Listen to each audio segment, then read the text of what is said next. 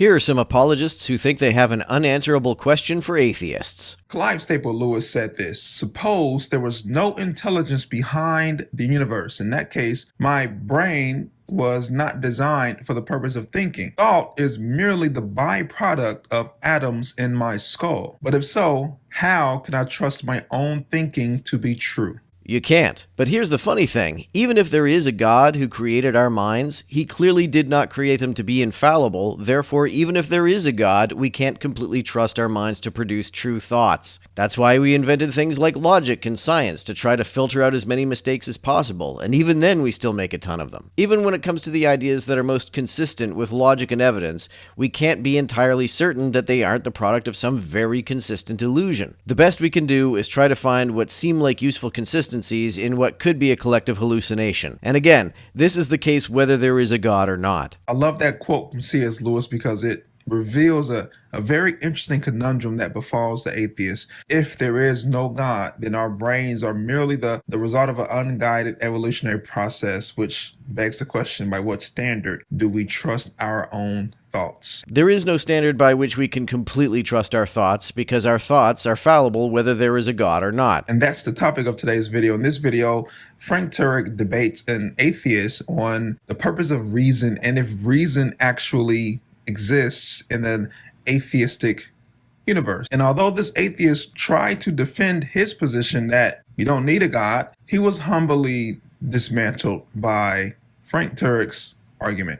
I want you to watch this video, and I'm going to get my thoughts as we go. Why couldn't we trust their minds if they're just made of matter?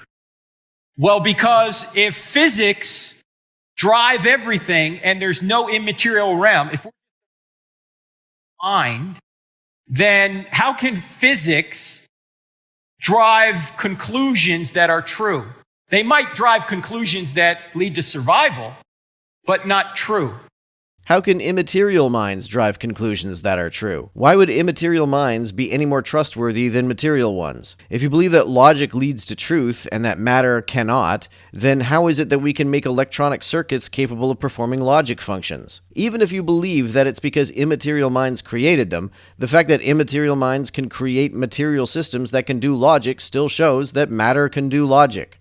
Like right now we're having a conversation, right? Yes. What physical laws are creating your response to me and my response to you? I guess all of the atoms and particles and all the laws of nature just wrapped up together in a ultra complex way. Well, yeah, but how do they come up with these unique questions? We're having a conversation here.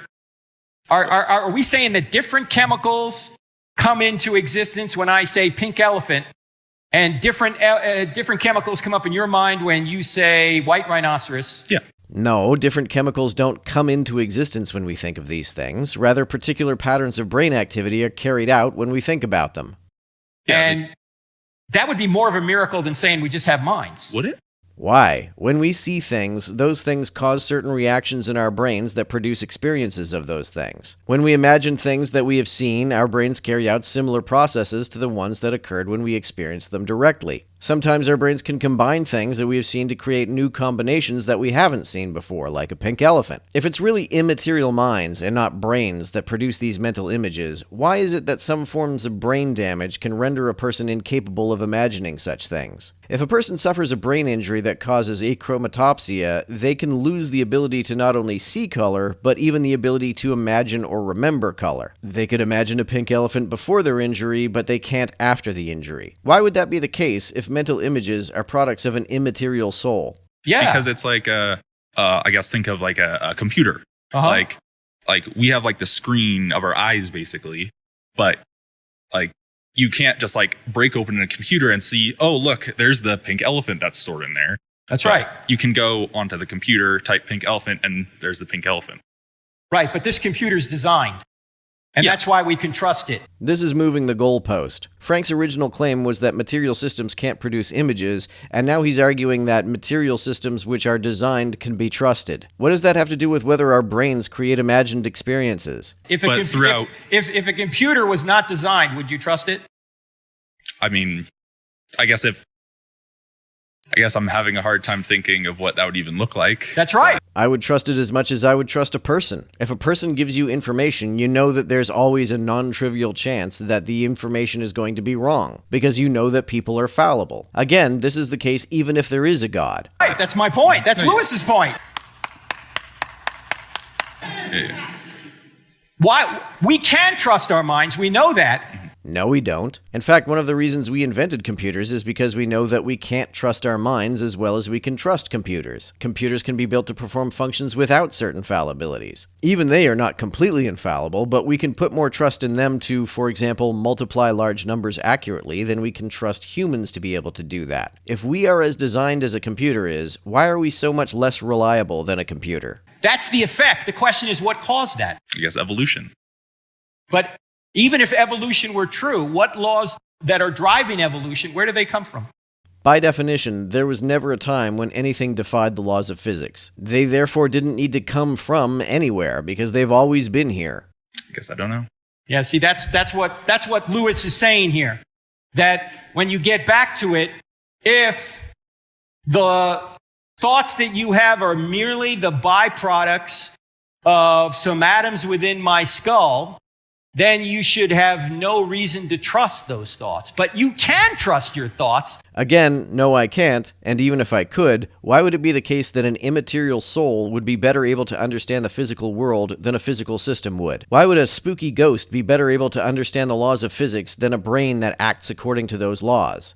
So you ought not reason back to an undesigned mind. You ought to reason back to a designed mind. If my mind is designed by a perfect, omniscient, omnipotent, omnibenevolent deity, why is it so fallible? A common excuse that creationists make for obvious problems with biology is Adam and Eve ate from the tree of knowledge, and that caused all of these problems. But obviously Adam and Eve were fallible enough to make the mistake of eating from that tree to begin with, so where did that fallibility come from? You know, I love how this moment happened. It happened organically. This kid genuinely thought what he said made sense, not even realizing he's presupposing design to make sense of what he said. If our minds are truly the result of evolutionary processes, they're just atoms, our thoughts are just atoms colliding. If a computer, which is also just atoms colliding, can be designed to be reliable, then atoms colliding can be reliable. And if our minds are not just atoms colliding, then why is it that changing how the atoms collide surgically or pharmaceutically changes how we think? An analogy I once heard is that the function of the soul being impaired by brain damage is like a pianist trying to play a damaged piano. But that analogy breaks down in the afterlife, because in the afterlife, the soul supposedly works just fine without a brain at all. Can a pianist play just fine without a piano at all? Then by what standard do we trust our thoughts?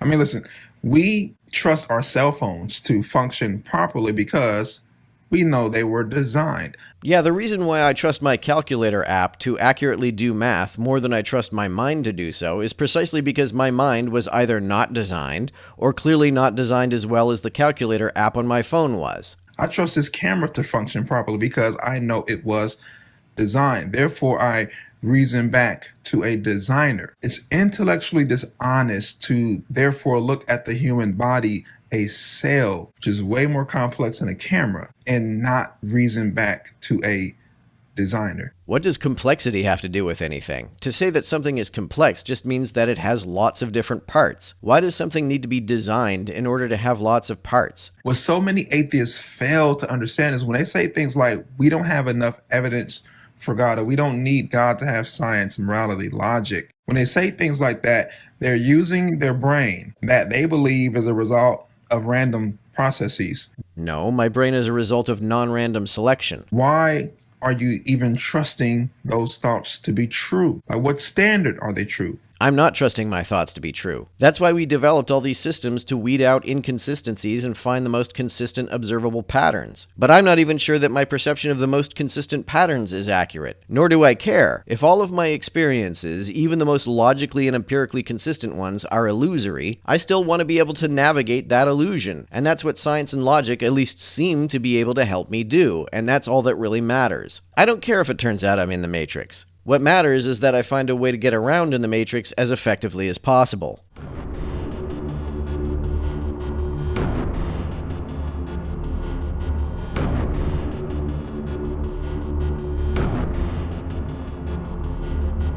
everyone who helps me out on Patreon, you're a big help. Thanks so much.